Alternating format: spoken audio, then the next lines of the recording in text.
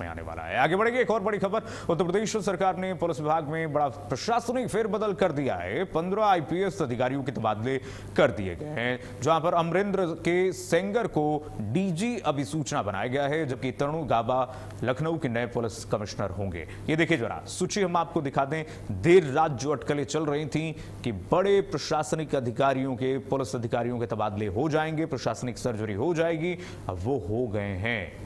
आप सोचिए, पीयूष मोडिया को प्रयागराज पुलिस कमिश्नर की जिम्मेदारी मिली है, जो हम आपको आपकी टीवी स्क्रीन पर सूची दिखा रहे हैं। देखिए, इसके अलावा मुथा अशोक जैन, नवीन अरोरा, राम कुमार और कई अन्य वरिष्ठ अधिकारियों को नई जिम्मेदारियां सौंपी गई हैं। सरकार का कहना है कि इन बदलावों का उद्देश्य पुलिस व्यवस्था को और अधिक प्रभावी और मजबूत बनाना है, सुदृढ़ बनाना है। योगी सरकार का यह बड़ा प्रशासनिक फेरबदल। अभी तो ये पुलिस अधिकारियों के, इंडियन पुलिस सेवा के अधिकारियों के तबादले हुए हैं, लेकिन अब आईएएस अधिकारियों के भी तबादले की खबरें जो आ रही हैं। हो सकता है कि आईएएस अधिकारियों के तबादले बड़े पैमाने पर प्रशासनिक सर्जरी हो जाए उत्तर प्रदेश में। आगे बढ़ेंगे, कानपुर में एक बेहद दर्दनाक घटना सामने आई है, जहां पर 5 साल की मासूम बच्ची अपने घर के पास खेल रही थी, तभी पड़ोस में रहने वाले शोभित नाम के युवक ने बच्ची के साथ दुष्कर्म किया। थोड़ी देर बाद रोती बिलखती बच्ची घर पहुंची। परिजनों ने पूरी बात जानकर के तुरंत पुलिस में शिकायत दर्ज कराई। पुलिस ने तुरंत कार्रवाई करते हुए आरोपी शोभित को गिरफ्तार कर लिया है और जेल भेज दिया है। बच्ची का मेडिकल परीक्षण कराया जा रहा है। पुलिस मामले की आगे की जांच कर रही है, लेकिन यह अहवान जो पुलिस के गिरफ्त में है, इससे पूछताछ जारी है।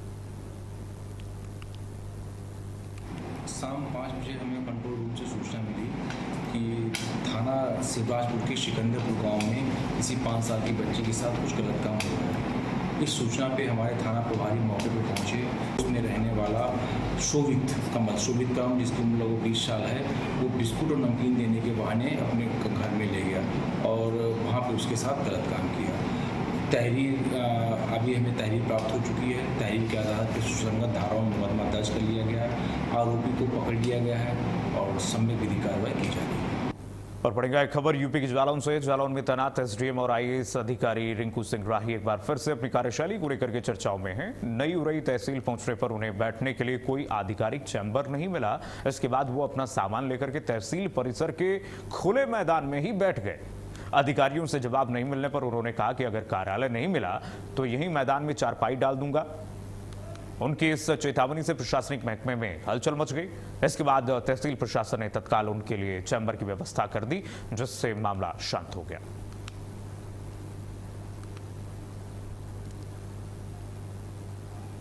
तो आईएएस रिंकू सिंह राही ने देखिए सोशल मीडिया प्लेटफॉर्म एक्स पर, अपने ट्विटर हैंडल पर, अपने एक्स हैंडल पर उन्होंने पोस्ट किया कि न जाने कितने एसडीएम की चेतावनी के बाद प्रशासन में हलचल हो गई। प्रशासनिक अधिकारी त्वरित तौर पर कार्रवाई करते हुए दिखे और उसके बाद जब उन्हें चैम्बर नहीं मिला तो एक हैरान करने वाला मामला ये सामने आया कि आईएएस रिंकू सिंह राही मैदान में ही, प्रांगण में, तहसील परिसर में ही वो चैम्बर पर बैठ गए, वो मैदान में बैठ गए। उसके बाद आनन फानन में उनके लिए चैम्बर की व्यवस्था की गई। आगे बढ़ेंगे, यूपी के आगरा में एक बंद घर से महिला का शव मिलने से इलाके में सनसनी फैल गई है। सूचना मिलते ही थाना पुलिस और फॉरेंसिक टीम मौके पर पहुंची। पुलिस ने घर का ताला तोड़कर के शव को बाहर निकाला और कब्जे में लेकर के पोस्टमार्टम के लिए भेज दिया है। शुरुआती जानकारी के अनुसार महिला की हत्या की आशंका जताई जा रही है और शक उसके पति पर किया जा रहा है। पुलिस सभी पहलुओं की जांच में जुटी हुई है। तो यूपी के आगरा में महिला की संदिग्ध मौत से हड़कंप मचा हुआ है। पुलिस जांच में जुटी हुई है। सर, एक बंद कमरे में महिला का शव मिला, क्या कुछ जानकारी मिली है? आज सुबह यूपी 112 से सूचना प्राप्त हुई थी कि थाना ताजगंज के मोहल्ला अहमद बुखारी में एक बंद मकान है जिसमें बाहर से ताला लगा हुआ है, उसमें एक शव पड़ा हुआ है। सूचना के आधार पर तत्काल एसीपी ताज सुरक्षा और इंस्पेक्टर ताजगंज के द्वारा जो है फील्ड यूनिट के साथ घटनास्थल का निरीक्षण किया गया। ताला खुलवा करके देखा गया तो अंदर एक महिला का शव मिला, जिसके सर पे चोट के निशान हैं। महिला का पति फरार है। महिला के पति का नाम फरहान है और उक्त महिला से फरहान के द्वारा प्रेम विवाह किया गया था। महिला झांसी की निवासी है। शव का पंचायतनामा भर के पोस्टमार्टम की कार्रवाई हेतु मोर्चरी भेजा जा रहा है। तहरीर प्राप्त नहीं हुई। तहरीर के आधार पर अभियोग पंजीकृत करके अन्य आवश्यक वैधानिक कार्रवाई की जाएगी। यूपी के अंबेडकर नगर में पुलिस और 15,000 के इनामी बदमाश के बीच मुठभेड़ हुई। यह कार्रवाई जलालपुर थाना क्षेत्र के सुधार नगर गौसपुर करौंदी मार्ग पर हुई है। पुलिस की जवाबी कार्रवाई में आरोपी निखिल यादव के पैर में गोली लगी, जिसके बाद उसे गिरफ्तार कर लिया गया। पुलिस ने उसके कब्जे से एक बाइक, अवैध तमंचा और खोखा कारतूस बरामद किया है। घायल आरोपी को इलाज के लिए CHC नगपुर भेजा गया है। पुलिस के मुताबिक निखिल यादव के खिलाफ करीब 15 आपराधिक मुकदमे दर्ज हैं और वो लंबे समय से फरार चल रहा था।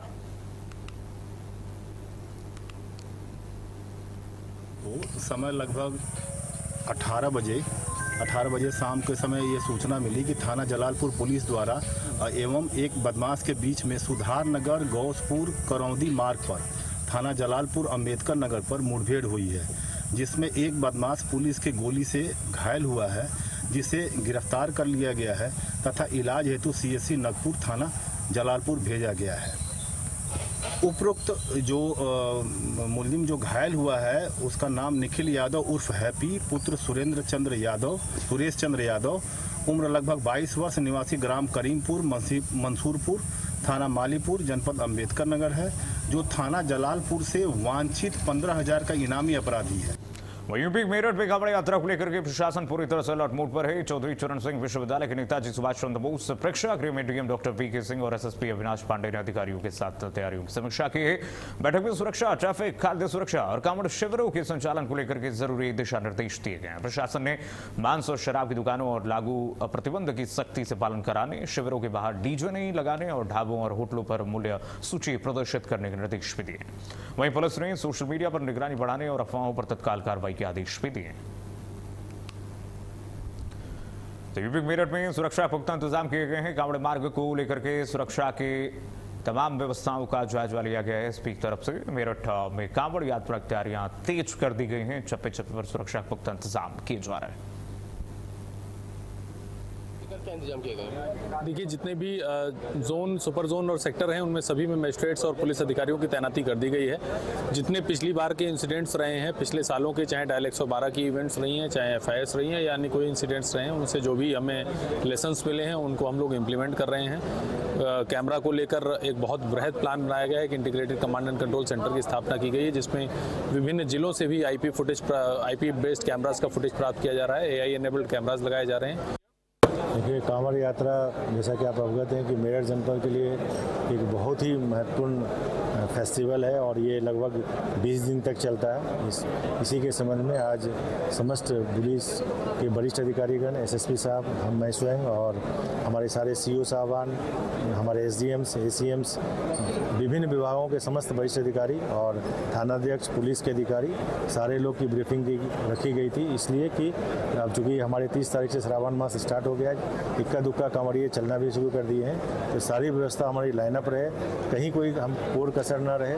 यूपी प्रयागराज में नीट पेपर लीक को लेकर हुए विरोध प्रदर्शन के दौरान उपद्रव मामले में पुलिस ने बड़ी कार्रवाई की है। सिविल लाइंस थाना क्षेत्र के सुभाष चौराहे पर हुई घटना में पुलिस ने 10 आरोपितों को गिरफ्तार कर जेल भेज दिया है। गिरफ्तार लोगों में एक स्त्री शीटर, होटल का सफाई कर्मी, ओयो होटल संचालक, फल सब्जी और दूध विक्रेता समेत कई अन्य आरोपी शामिल हैं। पुलिस का कहना है कि सभी के खिलाफ विधिक कार्रवाई करके न्यायालय में पेश किया गया है और जहां से उन्हें न्यायिक अभिरक्षा में जेल भेज दिया गया। मामले में फरार अन्य आरोपितों की तलाश जारी है। तो नीट विरोध प्रदर्शन में पुलिस ने बड़ा एक्शन किया है। यूपी प्रयागराज में पुलिस ने बड़ा एक्शन।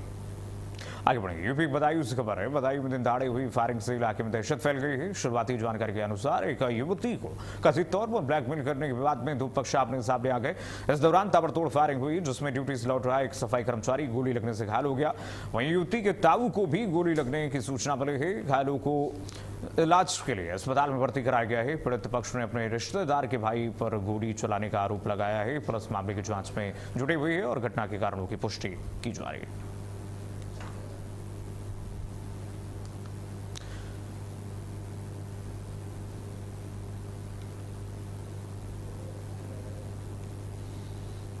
यूपी बदायूं में दिनदहाड़े ताबड़तोड़ फायरिंग से सनसनी फैली हुई है। परिजनों में इस वक्त डर का माहौल है। रोहटा चौराहे पर खूनी संघर्ष से 2 व्यक्ति घायल हैं, जिन्हें गंभीर रूप से अस्पताल में भर्ती कराया गया है। इलाज जारी है। ब्लैकमेल विवाद में गोलियां चले हैं यूपी के बदायूं में। वहीं यूपी के मिर्जापुर में जीआरपी और आरपीएफ की संयुक्त टीम ने ट्रेनों में चोरी करने वाले अंतर्राज्यीय सांसी गैंग के 4 शातिर बदमाशों को गिरफ्तार किया है। पुलिस ने इनके कब्जे से चोरी के 5 मोबाइल फोन, आभूषण, ज्वेलरी और नकद बरामद किए हैं। सभी आरोपी हरियाणा के रोहतक के रहने वाले बताए जा रहे हैं। पुलिस के मुताबिक गैंग के सदस्य एसी कोच में परिवार के साथ यात्रा करने वाले यात्रियों को निशाना बनाते थे। बातचीत में उलझा करके या सामान उतारने में मदद के बहाने बैग से मोबाइल, नकदी और आभूषण चोरी कर लेते थे। फिलहाल पुलिस गैंग के अन्य सदस्यों की तलाश में जुटी हुई है। तो यूपी मिर्जापुर में सांसी गैंग के चोर बदमाश गिरफ्तार किए गए हैं। सांसी गैंग के ये चोर जिनके पास से नकदी, ज्वेलरी बरामद की गई है। फिलहाल पुलिस गैंग के अन्य सदस्यों की तलाशी में जुटी हुई लगातार जांच जारी है। तस्वीरें आपको दिखा दें, लगातार लोगों को शिकार बनाते थे। मिर्जापुर रेलवे स्टेशन पर चोरी किया करते थे और लोगों के नकदी और आभूषण चोरी करके रफूचक्कर हो जाते थे। इस मामले में मिर्जापुर पुलिस ने और आरपीएफ की टीम ने बड़ी कामयाबी पाई है। जीआरपी आरपीएफ की टीम ने संयुक्त कार्रवाई करते हुए सांसी गैंग के 4 बदमाशों को दबोचा है। 27/7/26 को एसओजीआरपी थाना मिर्जापुर, रेलवे की सीआईबी और आरपीएफ की संयुक्त टीम के द्वारा ट्रेनों में लगातार भ्रमण कर अपराध करने वाले सांसी गैंग के 4 सदस्यों को गिरफ्तार किया गया है। ये गैंग हरियाणा का है और ये ट्रेनों में भ्रमणशील होकर के अपराध करते हैं। और देश के उत्तर में बस इतना ही। खबरें लगातार जारी, देखते रहिए भारत अपडेट।